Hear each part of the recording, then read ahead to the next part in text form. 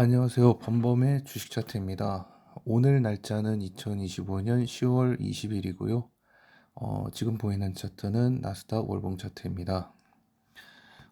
오늘은 제가 왜 자꾸 그러니까 상승할 확률이 굉장히 높고 떨어질 확률은 낮다라고 하는지, 그거에 대한 어떤 설명을 좀 드려보려고 하거든요.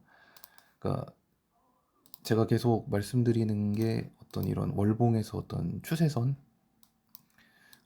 이 추세선을 돌파하고 지지를 받고 그 위에서 움직임을 주고 있는 이 상황에서 다시 떨어질 확률보다 좀 뭐 이렇게 올라갈 확률이 더 높다, 이렇게 말씀을 드리고 있는데, 이거는 사실 좀 단순한 이유이기도 해요. 왜 그러냐면 어, 일반적으로 이 미국 시장에서 이런, 그러니까 월봉에서 나타날 정도로 어떤 긴 흐름에서의 좀 의미가 있던 그런 저항을 돌파한 거잖아요. 그리고 장대봉으로 누가 봐도 이거는 돌파했다라고 확인되게끔 돌파한 상황이거든요. 그러니까 이러면은 다시 이 안으로 회귀를 하면 안 돼요. 왜 안 되냐면, 이게 이렇게 다시 밀리잖아요. 예를 들어 뭐 장대음봉 같은 걸로 밀렸다, 이러면 반등이 나와도 이 추세선에 저항받고 더 심하게 빠집니다. 예. 그러기 때문에 이렇게 다시 회귀를 했다, 그리고 그렇게 되면 이제 반등이 나와도 더 크게 한 번 더 빠지고 이 다음에 뭐 오르건 말건 이런 상황이 생길 건데, 그러니까 어쨌든 크게 한 번 빠진다는 소리잖아요. 이게 다시 회귀를 하면.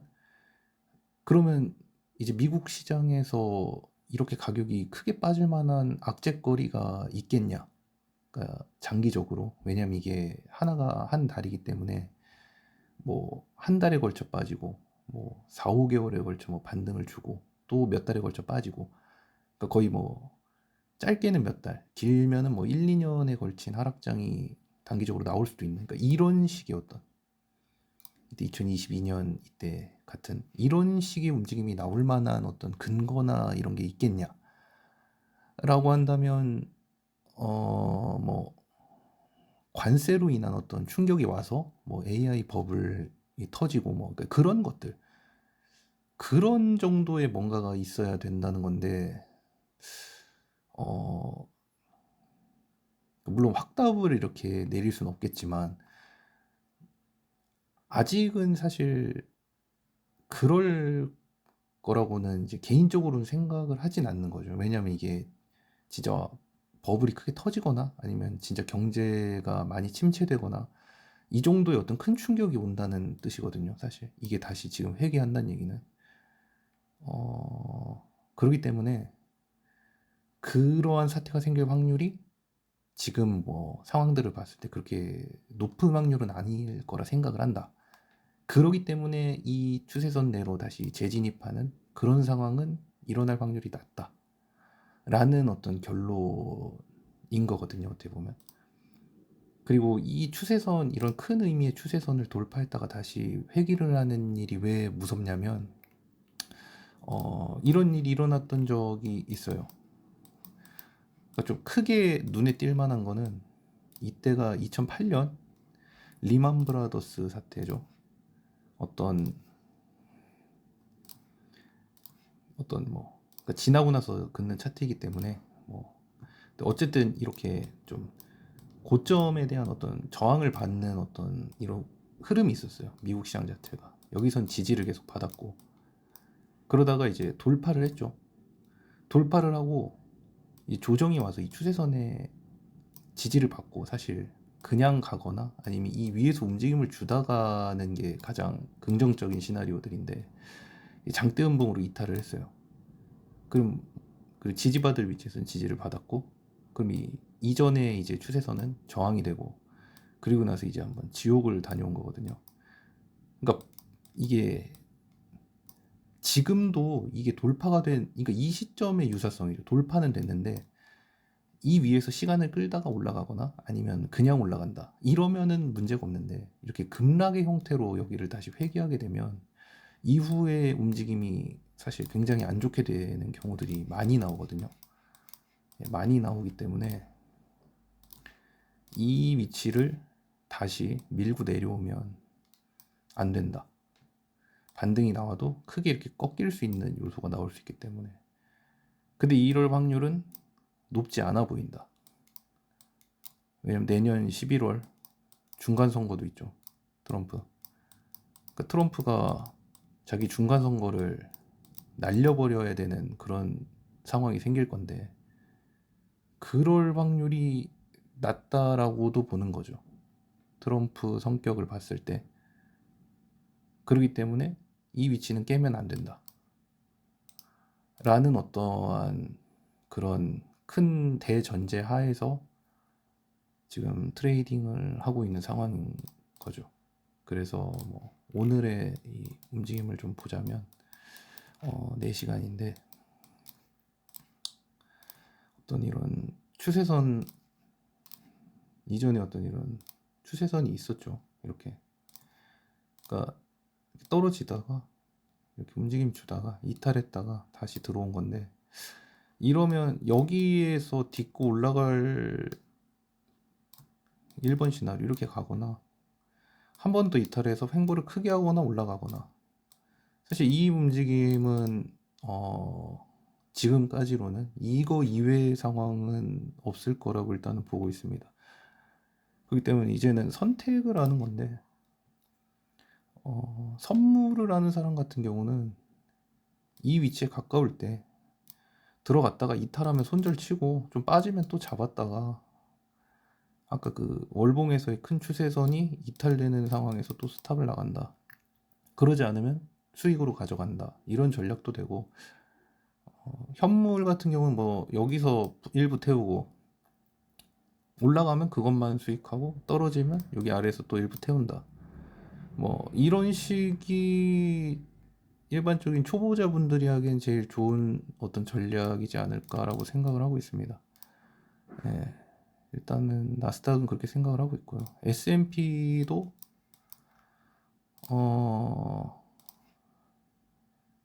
S&P도 이렇게 움직임 주다 이탈했다 들어왔다 지금 눌림에 매수를 할지 말지 결정할 위치인데 이것도 마찬가지로 그냥 가거나 좀 눌림 줬다가 횡보 좀 하다 가거나 그러니까 여기 1번 매수, 2번 매수 이런 식으로 할 수 있는 상황인 거죠.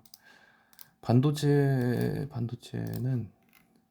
프리장이 현재 $290 노란 선이 프리장 가격입니다. 반도체 같은 경우는 그러니까 이런 조정은 있을 수 있어요. 그러니까 뭐냐면 만약에 나스닥이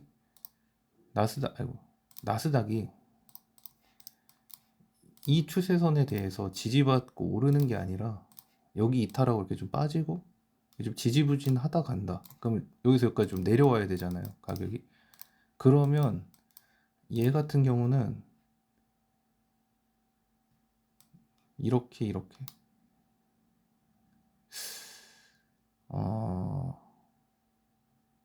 그러니까 이게 조금 이런 형태의 조정도 있다는 거죠. 그러니까 이렇게 고점을 높였다 이렇게 빠질 수도 있거든요. 그러니까 A, B, C가 얘가 이렇게 불규칙하게. 그렇기 때문에 뭐 나스닥이 좀 조정을 받을 수 있는 상황이면 반도체가 이 고점을 넘겼다고 해서 따라붙는 건 위험할 수 있다는 거죠. 그러니까 보통 신고가 돌파 매매하는 사람들도 있는데 나스닥까지 보고 결정을 해야 된다는 거고 이 친구도 마찬가지로 이런 추세에 대해서 그냥 여기서 붙을 거냐 지금 아니면 한번 이렇게 좀 눌림이 나올 거니까 나스닥 눌리는 동안 그때 받느냐 그런 상황인 거죠. 어쨌든 그러니까 큰 확률로 보면 올라간다가 지금 높습니다. 그 안에 뭐 세부 계획들이 있는 건데 이거를 그러니까 몰빵하지 말고 좀 분할로 이렇게 하면은 웬만하면 다 수익을 볼 수 있는 그런 움직임이기 때문에 SOXL도 마찬가지고 네. 일단은 그렇기 때문에 그러니까 지금 위치에서 너무 그 큰 포지션이라고 해야 되나? 너무 큰 물량만 태우지 않으면 좀 괜찮지 않을까 하고 생각을 하고 있습니다. 왜냐면 뭐 확률을 봤을 때